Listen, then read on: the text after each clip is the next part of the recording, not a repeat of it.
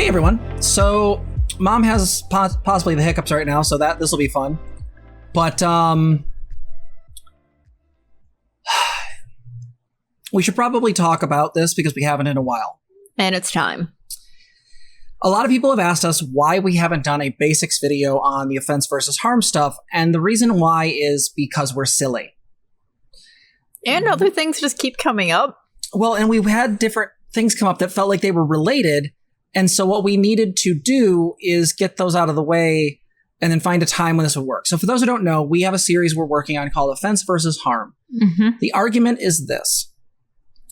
Within the context of the online left versus the online right, there is a sort of issue philosophically, and that is the right, as we could see from 2016 and all the SJW memes, believes everything is offense. That is, it's just your tiny snowflake feelings. They don't matter, whatever. Well, yes, an offense in your offense is invalid. Yeah, you're offended snowflake. Yeah. Yeah, particularly the invalidation is the key on that side of things. Yeah. However, on the left, the issue is that there is a lot of people who are affectionately referred to as woke scolds, the gentle queers, I mean, whatever you want to call them.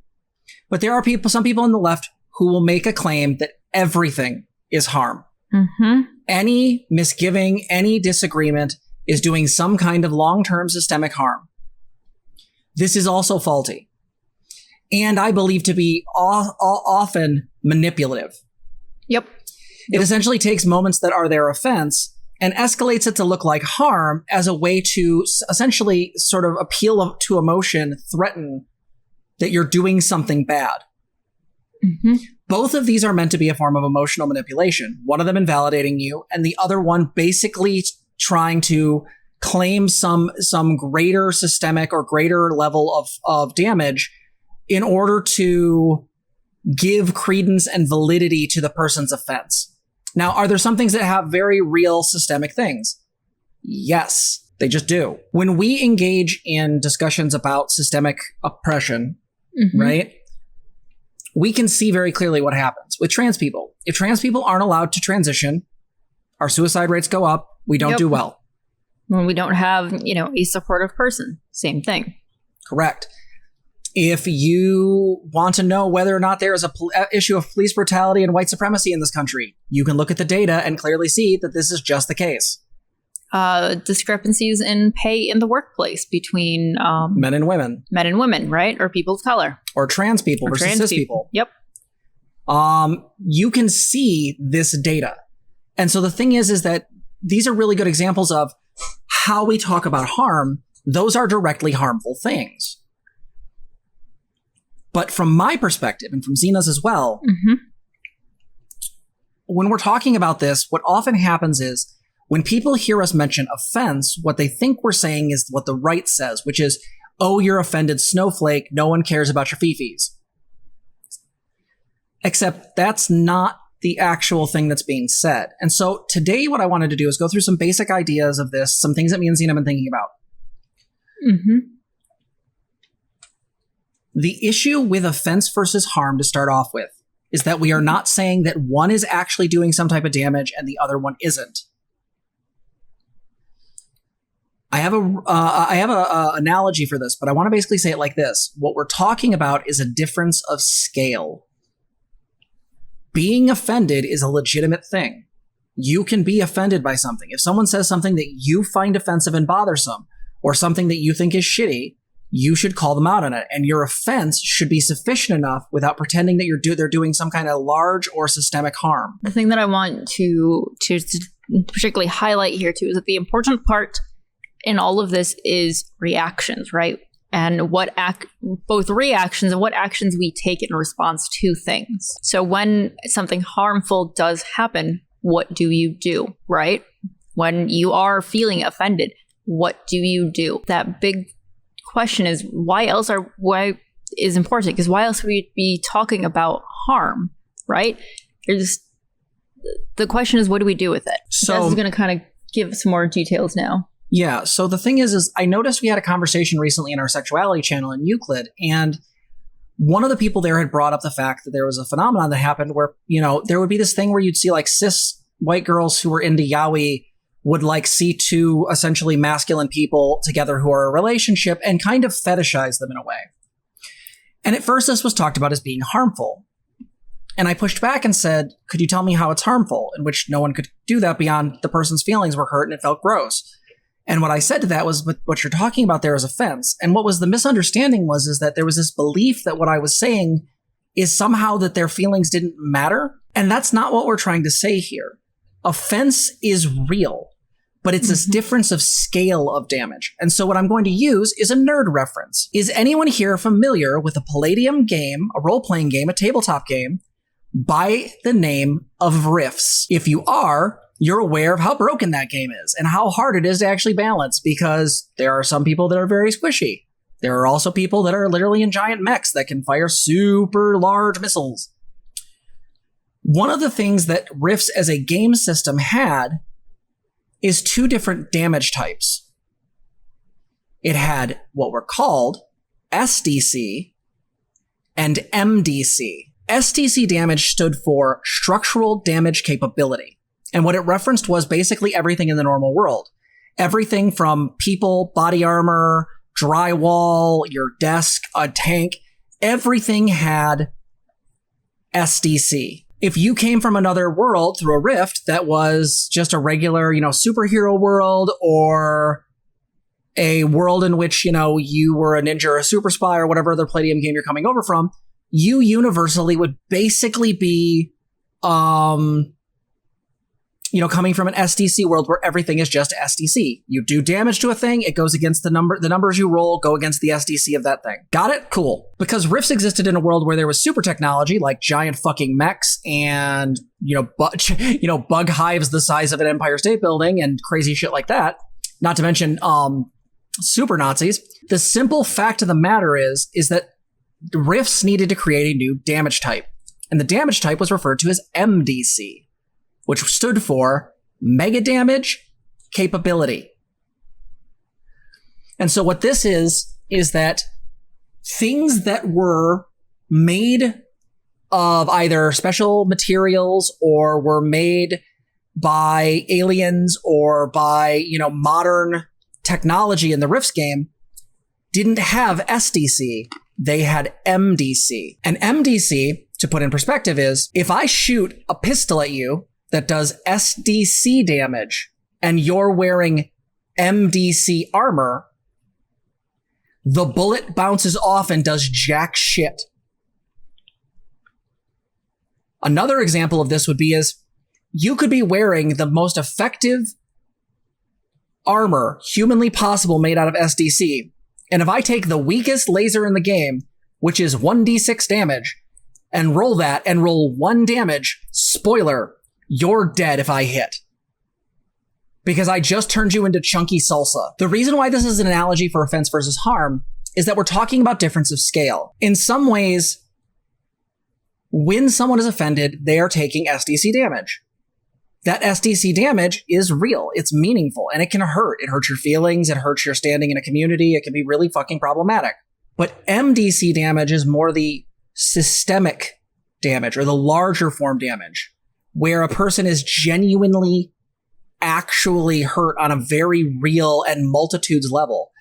So again, for example, somebody pushing for the police to have more lateral ability to be violent is doing harm because they are buying into a history of white supremacy and essentially using that as a means by which to continue controlling and subjugating people of color. This is harm, plain and simple. It's MDC damage. It's damage that is essentially going to bypass anything else because it's hitting you at a systemic level. So before I go on, do you guys get the analogy? Because in Rifts, essentially, if you ever actually needed to do a conversion, it was rare, but in case you needed to do a conversion, it was 100 SDC versus 1 MDC, meaning that by a level of scale, while offense does a type of damage, no matter how offended a person is, it's not the same thing as systemic harm. No matter how much I try to offend a person, Unless there are specific contexts that are being played into here, it's probably just offense. Now, let's be clear. The reason why I'm using 2 damage types from riffs is to make a point. You're still doing some kind of damage. There's still some effect. Just because someone is offended doesn't mean that's invalid. This is where the right tries to nail people. Mm-hmm. Yep. And the concern is that when you're offended, like if someone comes up to me and goes, "You're a man." Now, are they buying into larger systemic tropes? Maybe, maybe not. But the argument would be is how much, are they somehow pushing those tropes forward? Or are they just being a dick to me? And in this case, I would probably argue, unless there's some unknown factor here that escalates it, I would probably say that it's SDC damage. It's just offense. I get to be mad about that. I get to be hurt. I get to be misgendered. I get to experience a whole bunch of dysphoria and have a bad day. And so after talking to this person in the sexuality channel, what we came to is, this person was uncomfortable with this situation of being fetishized. And that's perfectly valid. Offense is real. People get offended. I'll use another example. If you look in ContraPoints' canceling video, she talks about a situation where she was on a live stream talking about kink. And specifically, they were talking about the kink DDLG, which stands for Daddy Dom Little Girl. And essentially what happened is somebody in the chat lost their shit and basically started saying, "Why are you talking about DDLG? That's what my abuser used." And so what happened is this person kept losing their shit. And what happened was Contra ended up getting them knocked out of the chat and then following up with them later to make sure they were okay. Did Contra offend that person? Yes. Did it do damage? Did that person become triggered? Yes. Did Contra do something wrong? No. That person willfully came to that stream knowing they were talking about kink and knowing that DDLG is a kink that many people practice. That person became offended and triggered based on their trauma. There is a tendency because of politics to try to either minimize due to the right, and that is anything that bothers you, unless it's something that bothers them, is basically meaningless, which is awful because generally speaking, you're allowed to be offended. If someone misgenders you, you're allowed to be offended. If someone says the N-word and you're black, you get to be offended. Hell, if someone uses the N-word and you're any color, you can be offended.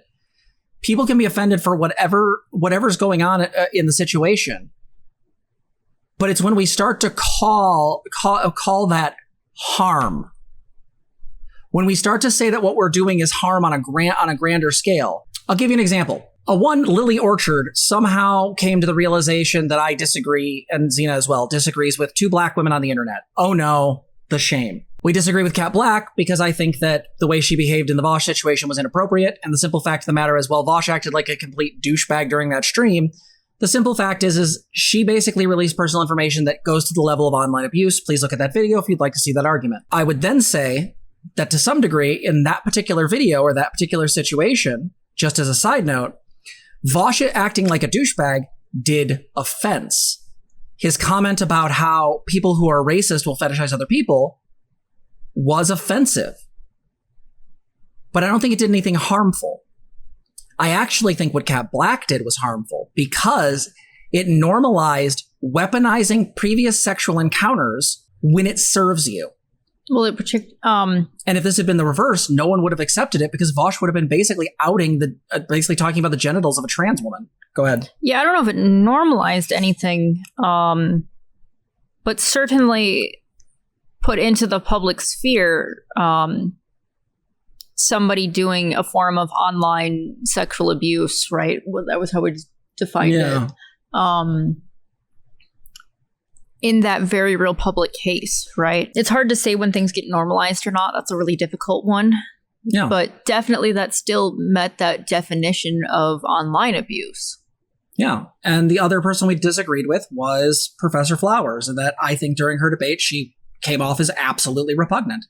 Now, we disagree with 2 black women on the internet. And again, I'm going to be really clear. I think Professor Flowers' takes are basically just offensive. I don't think she has any power to do real demonstrable harm. But the thing is that because we disagree with 2 black women, Lily decided to call us white supremacists. Well, me a white supremacist. You don't exist in Lily's eyes unless it's necessary. But I'm a white supremacist according to Lily, and I'm also a fascist.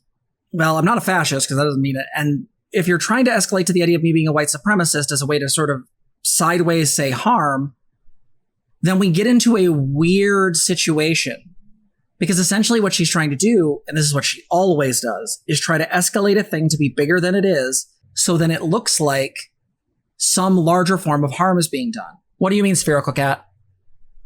Can you explain that more? Spherical Cat said, problematic behavior on an individual level being extrapolated out, aka normalization. Does this make sense? Yeah, and I'll say this. I think you need to demonstrate how.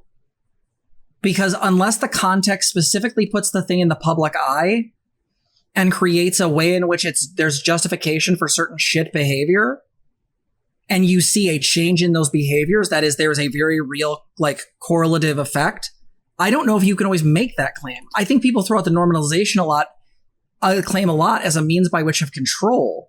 How would you even know if something's being normalized? You'd have to have data. Right. We've talked a lot with Spherical Cat on this. We've gone back and forth quite a bit. A video I think is actually really worth watching for this is the Panopticon. Yep. By Sarah Zed. Sarah Zed, right? We talked about that video on stream. It was fantastic. Yeah, because in this, she's talking about a phenomenon that happens, especially with social media, especially through TikTok, and how TikTok has a way of collating like location data to connect people, and this helps spread harassment of people. And this is where some of this stuff is really messy and isn't going to always have clean answers. Okay, because we start getting into, okay, if something is being normalized, or where is somebody's personal responsibility in a situation? Okay, and so this is why this whole conversation is important, because we need to have these conversations more to evaluate what the situation actually is and what the response needs to be, right? If the argument that something is being normalized, we know that there is a lot of misogyny in our culture, but how do we actually respond to that to change that, right? Do I think that like screaming at every single person about random shit is great? No. There are definitely times where like people seem to go overboard. If I've got my activism hat on and I'm taking my anger out on, some random person on the street talking to me, is that appropriate? I wouldn't think so. I don't think that would be an effective tool. But let's say I'm in another situation where, a man says something misogynistic to me and I've got the spoons that day to go, no, that's wrong, and here's why. I am feeling, hurt and offended by your statements right now. Also, it's not okay to say that to me. That's a boundary that I make. This is a boundary that I'm making.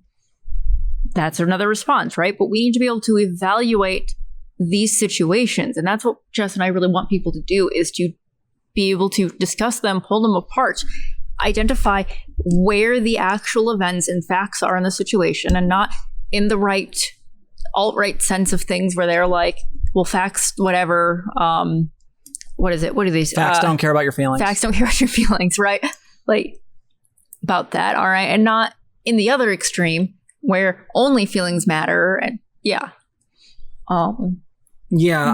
Scout, to answer your question, I would 100% agree with you. I think that some of the ways that a lot of lefties interact with Vosh and sort of make these claims that he's doing harm, I think in a lot of cases they're offense. Mm-hmm.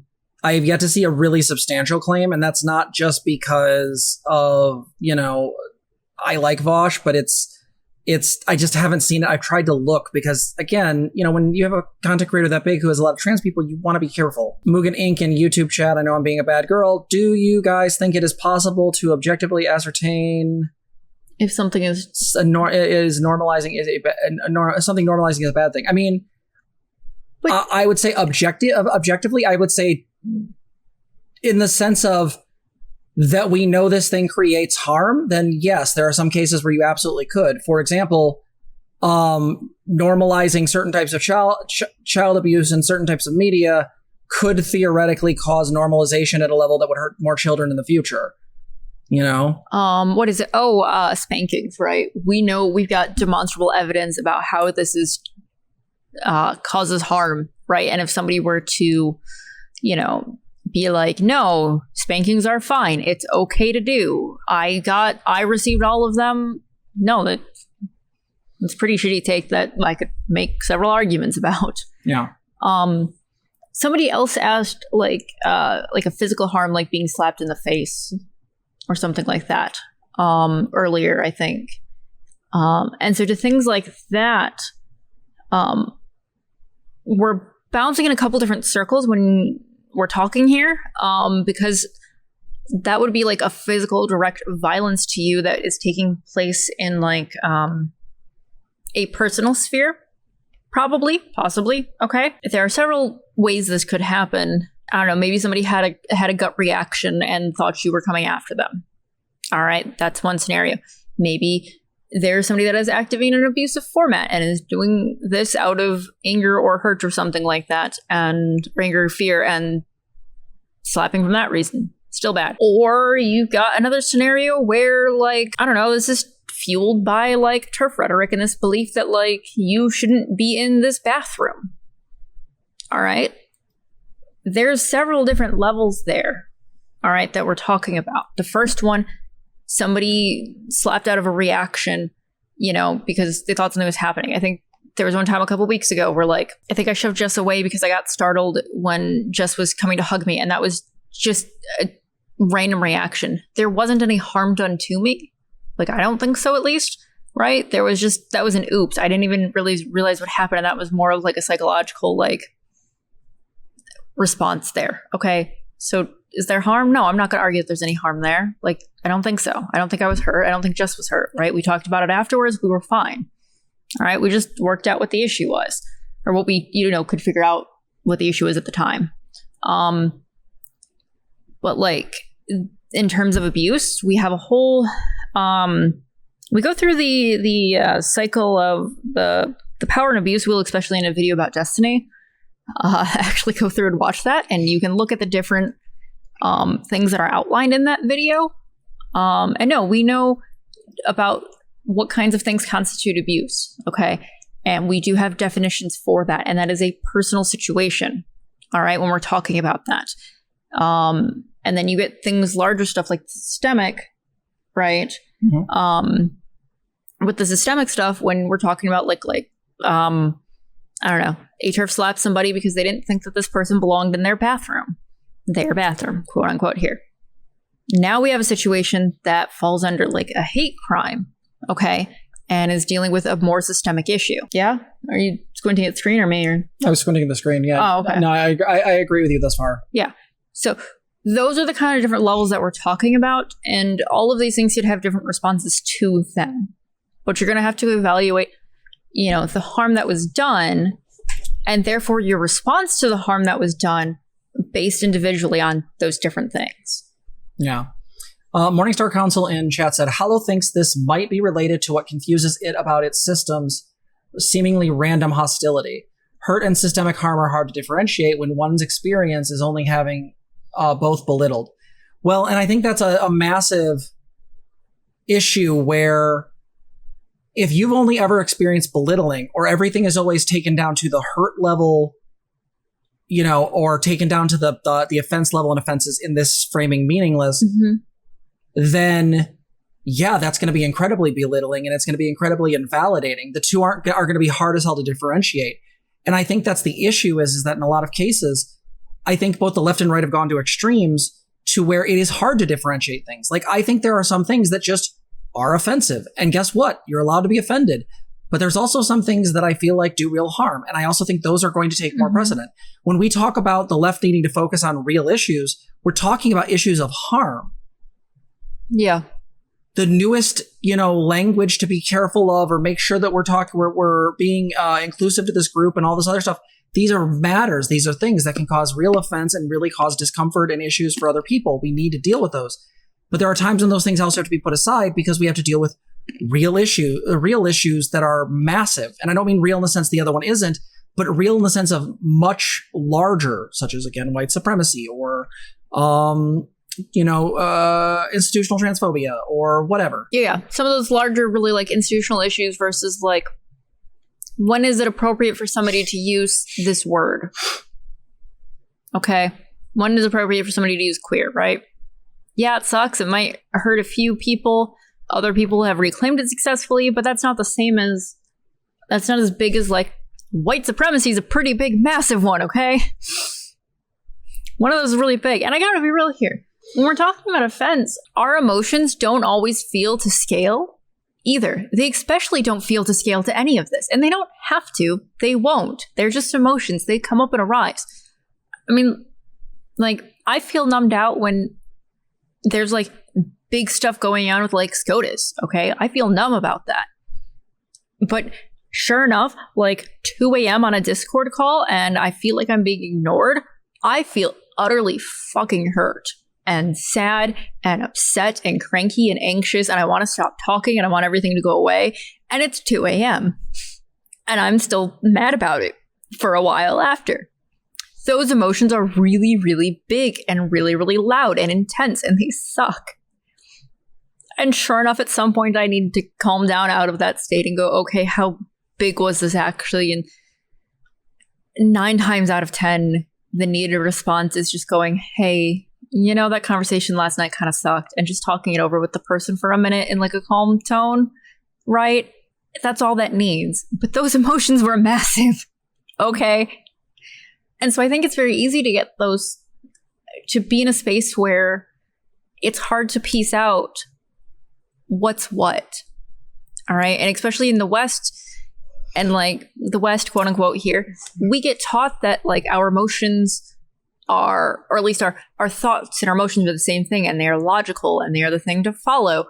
And part of that conclusion is, hey, if you're feeling hurt, well, something bad really happened to you. So if you're feeling super fucking hurt, something really, really, really bad happened to you. And that's just not always the case. You know, one thing that I think is important to bring up is like when you're talking about offense, remember that offense is always going to be very personal. It's not to say that things of systemic harm aren't going to be personal. They can be. Mm-hmm. But in some ways, like Zena's talking about with the Supreme Court versus like being ignored, the problem is that there's a definite way in which you're sort of more personally invested in the stuff that's around your triggers. And those things feel bigger. And I think that's where some of this desire to escalate it to sounding like harm as a means by which to have it taken more seriously happens. I also think in a lot of ways what that also does is when we're talking about the ways in which we deal with this stuff, I think that there's a thing that happens at a cultural level where we somehow believe that our offense, that is the things that we find that are hurtful, don't matter. And so we sit on it. Like Zena's example about being in a chat, me and Zena have had long conversations about this once Zena's calmed down and I'm not getting yelled at, is that Zena is often sort of not speaking up.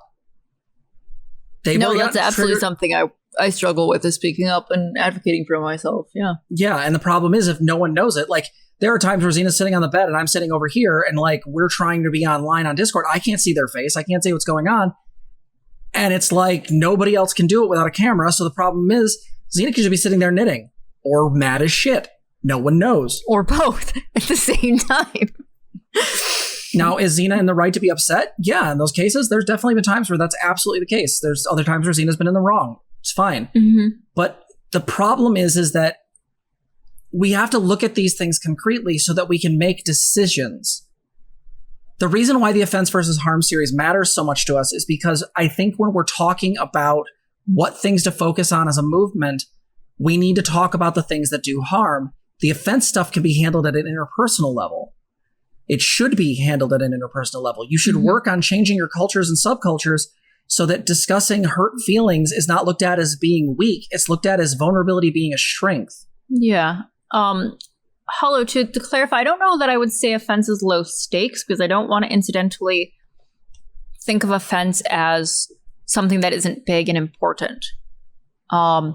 But I think you're on the right track. Yes, but something as maybe more personal, I think, would be the way to think about it. Because it might be an offense that somebody did, you know, somebody offending you in a certain way might really be a high stakes thing for you for that situation. It just might not be overall systemic harm is what, you know.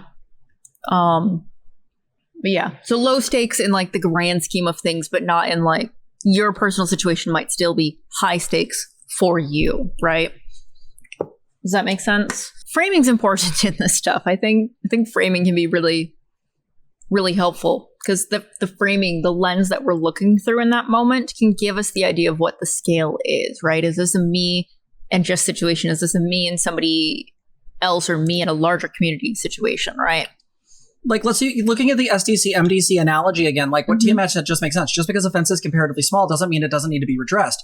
So what we got to say this is, you can be wearing MDC armor. Your armor can be made to take plasma blasts and lasers. It can take dragon's breath.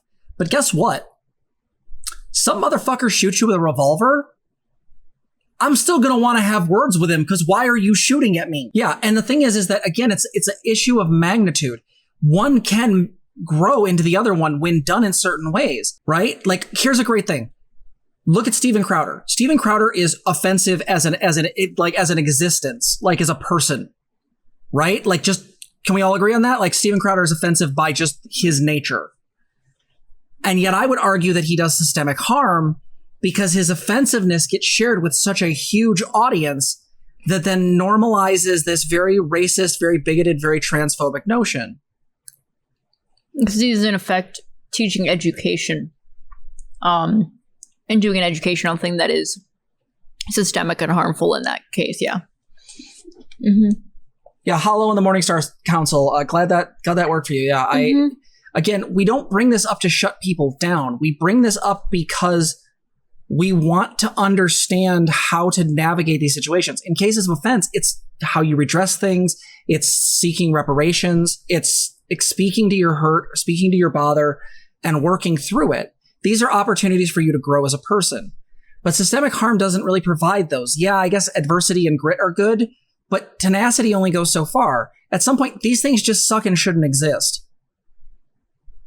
And so you have to start thinking in those ways. And you start having to navigate this in a way where, what are we doing? How are we using this? Yeah, Mugen Inc. from YouTube chat said, this might be a weird question, but would you guys say that offense versus harm exists on a spectrum? I think it does. I don't think there's a clear line because I think it depends on the evidence in question, right? And spectrum's not as a line, but when you see the big color picker circle, that's a big ass circle and it's all everything in that kind of a spectrum, okay? Right? Yeah, because I think the problem is like, what are the factors involved that create the harm, right? Mm-hmm. So like, I would argue that like, no slur is good, but some slurs are worse. For example, go ahead. Oh, I was just gonna say, I make this argument a lot where I'm like, there are certain slurs that like, I just don't care about because the amount of effect that they're having in that particular situation is just not that big. Right. And so I kind of evaluate that in my brain of, okay, where do I put my energy here? And so my argument would be for this is that all slurs are bad, but when I'm in a Discord full of queer people and they're throwing around the F slur a whole bunch, that's just me being offended. That's just my stuff. I don't think they're adding to systemic harm. But in the same way, look at how we talk about the N-word. The N-word out of all slurs has its own rule set and an incredibly complex one at that. And it's looked at as an immediate, like, if you use this is immediately an escalation in a way that other ones maybe don't always have. And so to me, I would argue that depending on the use of the N-word, you are sometimes buying into systemic harm. Well, an escalation, a dog whistle, right? Yeah. And so that's the thing I would say is that this is hard stuff. We're not trying to say, I guess this is what we're trying to do. We're not trying to say prescriptively that this is what this is and this is what it is. We're giving you examples from our experience, but descriptively, I want to show what offense versus harm is and why this matters, because I think that people are using this to do harm. People like Lily Orchard, Essence of Thought, are on one side of the harm thing where everything is harmful. Watch every Essence of Thought video. Watch every video that Lily's ever talked about progressive shit.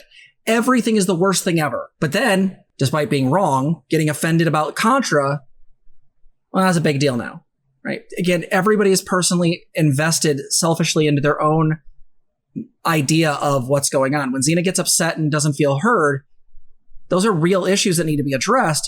But are they systemic ones? Well, maybe. Not in the Discord call, probably, but in regards to the way Zena's been ignored on the channel sometimes. Transmascuration is certainly a systemic issue. Yeah. The fact that like people literally start, how was this? Like when it gets to the point where a content creator refuses to acknowledge that my partner exists unless someone nails them down on a question, is where you realize this stopped being a meme and starts being like, no, apparently if you don't fit into this thing, you get into a problem. And I'll bring something up real quick. I know I've been talking about Lily a lot lately, but that's because I'm trying to get that mega segment together. But I want to bring up one thing. I said something during that Lily Orchard video that is related to this, and I want to clarify it. I accidentally misgendered Patchwork Heart by saying that I think that there's a level of misogyny in Lily's behavior because a lot of the people she goes after seem to be femme, and Patchwork Heart is not. Patchwork Heart is he, they. They are my very masculine little boy. They are my child. I love them. They're adopted to me. Here's the thing. What I was getting at, and this was thanks to Thanagor, one of our admins, what I was getting at is that I think the people that she is perceiving as femme, regardless of what their gender identity is, tend to get more harm, or excuse me, not harm, but tend to offend her more than other people. Unless the person is specifically targeted her, generally speaking, the people she goes after are usually people that seem like she treats them as though they're femme, even if they aren't necessarily. We can get into all the ways that's fucked, but that's where I was pointing at. And so I think there's a level of offense there, and I also think there's a level of erasure there that kind of needs to be discussed, because I don't want to erase Patchwork Heart's identity. Mm-hmm. Same reason I don't want to erase Zena's. But I think these are things important to talk about. So when I say we're doing this mega segment, what I'm actually pointing at is I'm not saying I think Lily's just offensive. Lily is offensive on many levels. What we're saying is her platform seems to be creating a very shallow and a very niche version of progressivism that seems to bear elements of a sort of pseudo-fascistic pathology. Now, this is not psychoanalysis. I can't know that. But it's to just point out that I think there's harm there. Now I have to prove it. Now we have to go through and make arguments. And so this is what we're talking about. We're trying to differentiate this so you guys can make the best decisions possible and can navigate these situations when you're having a conversation. Because if you're dealing with a right-leaning person, nothing matters. It's all offense. And if you're dealing with a left-leaning person, everything is harm. And again, to quote Incredibles, if everyone's super, no one is. If everything is harm, nothing is. And it just becomes meaningless. Yeah. Both of these paths essentially lead to either just petty emotional vindictiveness or nihilism. Now, when we say make arguments, and prove it, we don't mean in like the, hey, you have to have hard evidence. All right. Sometimes there are cases where you won't have hard evidence, and that evidence doesn't exist. All right. We just don't have that particular study, or we don't have that particular thing, or maybe the situation is too particular to have a study about it. All right. It's a personal situation, right? Your personal stuff isn't going to have a study backing it up necessarily, all the time. But we can still make arguments and reasoning about that. Okay. We can still think through and piece through that situation to have a good understanding of it and make an argument as to why we think that whatever thing is happening, and what we think the reaction to it, or the action, that we take to it should be, right? So I want to clarify, that's kind of a big one for me too, is I think people get confused on that note a lot. Mm-hmm. Like if you can reason and actually have that discussion, actually argue with us, no, you can totally sway us on things. We will absolutely change our mind. But that is why a lot of people come in going, hey, this thing is bad. And we're like, okay, but why? And then we don't get answers. Well, yeah, because a lot of times the answer seems to be intuitively, I feel like it's bad. Mm-hmm.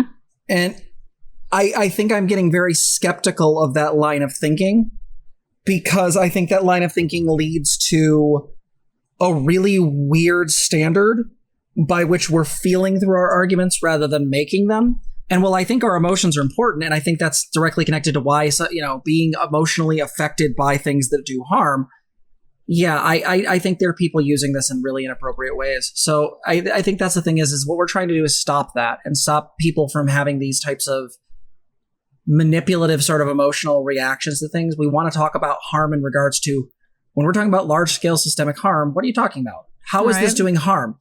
This is why we had a fairly, let's say, niche take about, say, again, we're talking about a lot, but he's an offensive fucker, Vosh's whole J.K. Rowling thing. Vosh's misogyny towards J.K. Rowling didn't do really systemic harm. I see misogynistic shit on Twitter all the time that's about equivalent or worse. What it does, and if that's from content creators at nearly as big or at least in the same ballpark, guess what? What I actually think it was offensive. I think a lot of people were offended. And that's fine. They're allowed to be. They can be mad at him. They can also have their actions that they choose to take. That can be their own, right? You can have your own personal boundary where you go, you know what? No, this content isn't for me anymore, right? You get to have lines about how you personally respond to something. Hell, I would say Destiny's rape apologia arc was far more misogynistically arced, and I think did potentially real systemic harm, well, at least within the online debate sphere, because it essentially weaponized a woman's experiences as part of the discourse, as far as basically trying to decide whether she was legit in the right or not. Yeah. Yep. Like, this is what we mean. Like, assessing it for this, because otherwise, if we need to settle personal things, let's settle them. But if we're going to settle things on the systemic level, we need to focus on those as a movement. My personal relationship with you is not the same as my political one. You can be allied with people and not be their friend. Yep. So with that said, I think we've beaten this horse quite a bit. This is a lot of information. Watch this twice. Watch it twice. Take some time to think it through. Leave comments, you know. We will be talking about this more. And there are a lot of videos that we have talked about as well. So I definitely recommend going back to those videos. Check out the Distorted Thinking series. That's a really, really great one. So that way you can kind of check yourself and also kind of understand some of the pieces that we point at. Sorry for the audio. Yeah, it was earlier in the channel live. And yeah, go back and check out the old videos. And I appreciate everybody hanging on with us. Yeah. It looks like there's a lot of people that were really piecing out a lot and really doing a lot of like introspection with this. And that's really, really cool to see. So yeah, thanks everyone. No, Hobohime, that's a fantastic point. Go ahead and read that on the screen if you need to pause the video. But otherwise, we're going to call it here because we're tired. Thank you so much for watching. And yeah, we'll see you in the next one. If you like this video, please like, comment, and subscribe. Also, consider donating to us. You can support us on our website, transgirltherapist.org. You can also help us on our Patreon, link below, or you can become a member here on YouTube. Thank you so much for watching.